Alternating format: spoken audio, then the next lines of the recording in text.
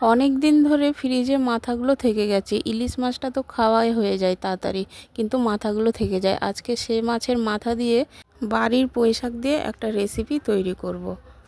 আমি পুঁই শাকটাও কেটে নিচ্ছি। দেখো কি সুন্দর ফুল হয়েছে বন্ধুরা। তোমরা এগুলোকে কি বলো জানি না, আমাদের ভাষায় এগুলো পুঁই শাকের ফুলে বলি। কাটা হয়ে গেছে। এবার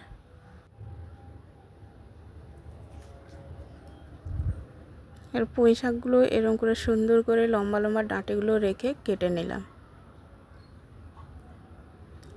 এবার কুমড়োটাকেও কেটে এবার ধুয়ে নেব। কুমড়ো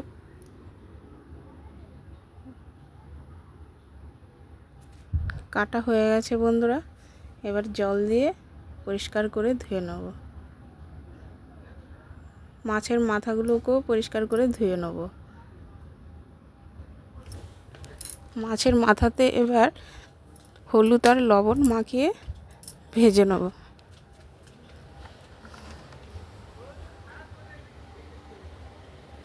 কড়াইতে সর্ষে তেল দিয়ে দিলাম।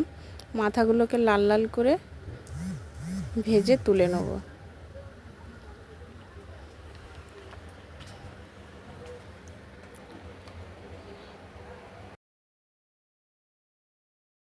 তেলেই দিয়ে দিলাম 5 ফোড়ন, শুকনো লঙ্কা, তেজপাতা, আদা বাটা আর রসুন বাটা। দিয়ে দিলাম পুঁই শাক আর কুমড়োগুলো। ভালো করে কষাবো বন্ধুরা। এবার এখান থেকেই জল বেরোবে। এবার দিয়ে দেবো হলুদ গুঁড়ো, জিরে গুঁড়ো, একটু গুঁড়ো লঙ্কার গুঁড়ো।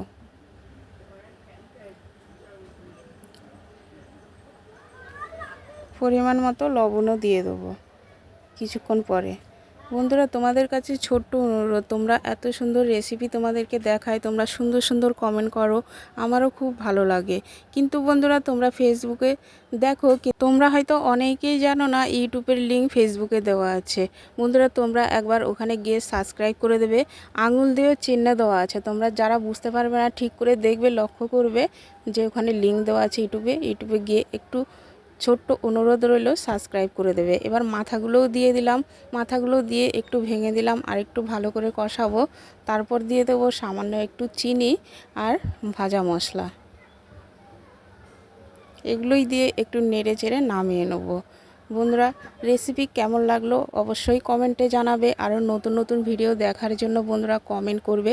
যখন বাড়ির বাইরে বেরোই না, অনেকেই বলে যে দিদি ভাই তুমি রেসিপি করো না, তখন যে কী যে আনন্দ